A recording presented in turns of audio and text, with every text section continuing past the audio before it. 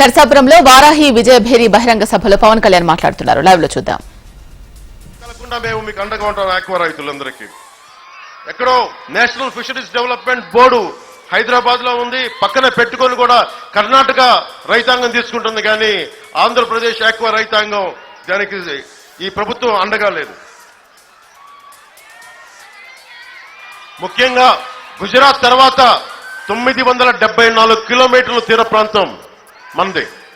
అలాంటి తీర ప్రాంతాలను పెట్టుకొని ముఖ్యంగా మన మత్స్యకార సోదరులకి చాలా అన్యాయం జరుగుతూ ఉంది.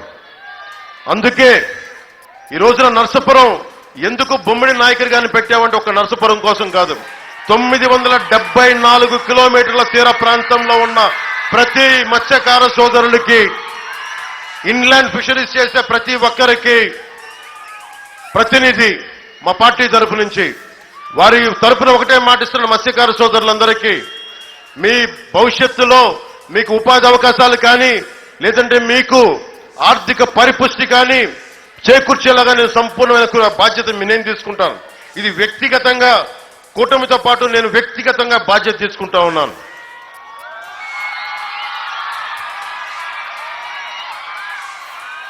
మత్స్యకారులు నిజంగా వేట అనే పదం మత్స్యకార సోదరులే వాడుతున్నారు. ఇంకా డీప్ సీ ఫిషింగ్, సముద్రపు లోతులకు వెళ్ళి ఎంత స్థాయిలో వేట చేయాలంటే చాలా సాహసాలు కావాలి, చాలా గుండె ధైర్యం కావాలి.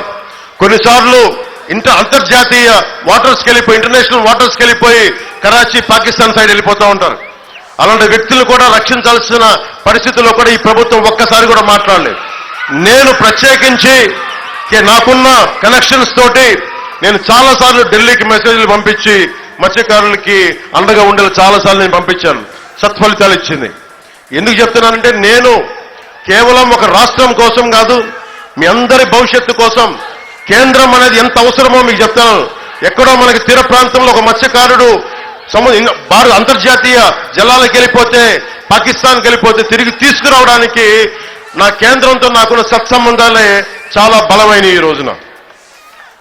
అలాగే 70 లక్షల మత్స్యకార కుటుంబాల కోసం ఇదే మన నర్సాపురంలో జీవో 217 70 లక్షల మత్స్యకార కుటుంబాలు ఆర్థికంగా దోచేసుకోవడానికి జగన్ ప్లాన్ వేస్తే, మనకి నాయకర్ గారు పాదయాత్ర చేసి దాన్ని నర్సాపురంలో ముగిస్తే, నర్సాపురంలో బలమైన సభ ఏర్పాటు చేసి జీవో 217ని చించేసాం ఆ రోజున.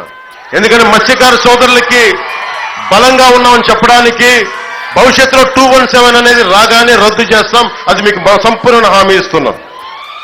అలాగే నర్సాపురం నియోజకవర్గంలో 51 మత్స్యకార సొసైటీలు ఉన్నాయి. ఒక్క సొసైటీ కూడా లోన్ లేదు. నేను రాగానే, ప్రభుత్వం రాగానే, ఎన్డీఏ కూటమి రాగానే ప్రతి సొసైటీకి తిరిగి లోన్లు వచ్చేలాగా బాధ్యత తీసుకుంటాం.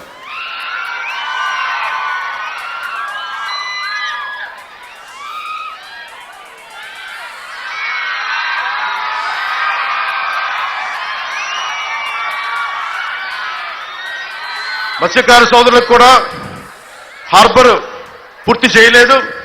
అతను ప్యాలెస్ల మీద ప్యాలెస్లు కట్టుకుంటున్నాడు జగన్, కానీ మనకి హార్బర్లు, జట్టీలు పూర్తి చేయలేదు. నాకు మత్స్యకార సోదరుల కష్టాలు తెలుసు. నేను బాధ్యత తీసుకొని మత్స్యకార సోదరులు మాకు సంపూర్ణమైన మద్దతు ఇవ్వగలిగితే, ఇప్పటిదాకా ఏ నాయకులు, ఏ ప్రభుత్వం, ఏ కూటమి చేయని విధంగా మేము మీకు బలంగా చేసి పెడతాం. మీ ఆర్థికంగా అండగా నిలబడతాం. దీనికి కారణం కూడా చెప్తున్నాం.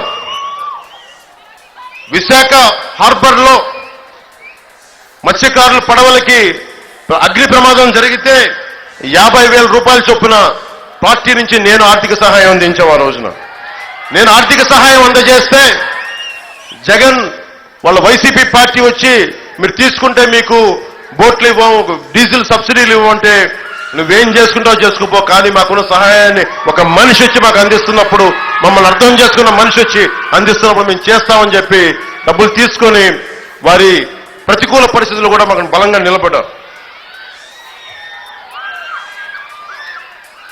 వేటకు వెళ్లే మత్స్యకార సోదరులకి కార్డు లేదని చెప్పి ఇన్సూరెన్స్ లేకుండా చేస్తున్నారు. అలాంటి ఇన్సూరెన్స్ ప్రతి మత్స్యకార సోదరులకి వచ్చేలాగా ప్రభుత్వ శాఖల్ని మత్స్యకార శాఖల్ని బలోపేతం చేసి కేవలం ఎన్నికల ముందు 10 లక్షలు హామీ అని చెప్పిన వ్యక్తి దాన్ని 5 లక్షలు, అది కూడా కొద్ది మందికే పెట్టాడు. నేనే ఒక పార్టీగా జనసేన కార్యకర్తలకి ప్రమాద భీమాయే ప్రాణం కోల్పోతే 5 లక్షలు అందజేస్తా ఉన్నాం. అలాంటిది మత్స్యకార సోదరులకి ఏ ప్రమాదం జరిగినా మీకు 10 లక్షల బీమా పథకం తిరిగి మేము పూర్తిగా మీకు బలంగా వర్తింపజేస్తాం. మీకు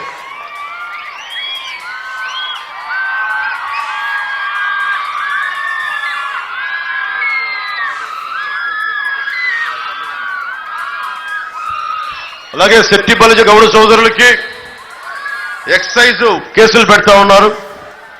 అవి రాగానే కూటమి ప్రభుత్వం రాగానే వాటి నుంచి మీకు విముక్తి కలిగిస్తాం.